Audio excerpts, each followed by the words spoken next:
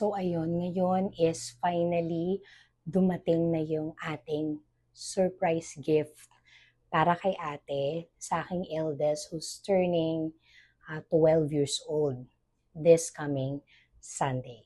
So itong gift na to is talagang wishlist niya for the Christmas pa talaga sana. And sobrang gustong-gusto niya kasi talagang makuha tong gift na to. So naisip ko na I think this is the right time to tell almost teenager na rin naman siya para iregalo to. So yun, gusto ko siyang i-share sa inyo yung unboxing. So kailangan ko siyang ma-unbox bago siya dumating galing school kasi ngayon is meron pa tayong 2 days bago mag-Sunday or pag na-upload ko to baka birthday niya na. So samahan niyo ako na i-unbox siya. So yun nga, just to share, hindi talaga sila yung tipo ng naghihiling ng kahit na anong gift or nag-expect during their birthdays. Pero alam niyo yun, minsan na sa parent, hindi talaga nating maiwasan na ibigay kung ano yung sa tingin natin talaga namang gusto at makakapagpasaya sa kanila. Kaya naman sobrang happy ko na talagang finally, di ba, nabigay na rin namin at nabili na rin namin itong talagang gustong-gusto niyang regalo kahit noon pa.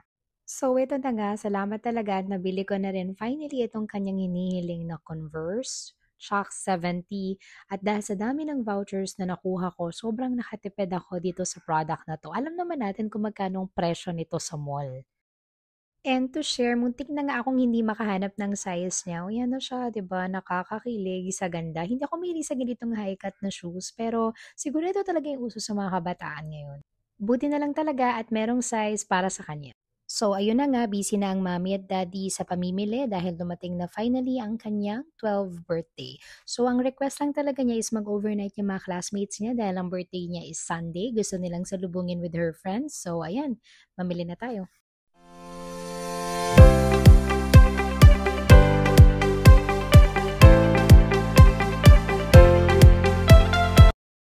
Three, go! Happy birthday to you! Happy birthday to you!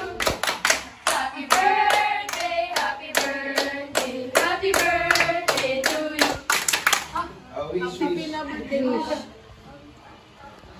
Ano wish mo? Wish mo 7-5? Wish! Ano ba yung wish niya? Nag-wish ako. Nag-wish ka na? Blow na, blow! Yay! Yay! Ayan, pwede na tayong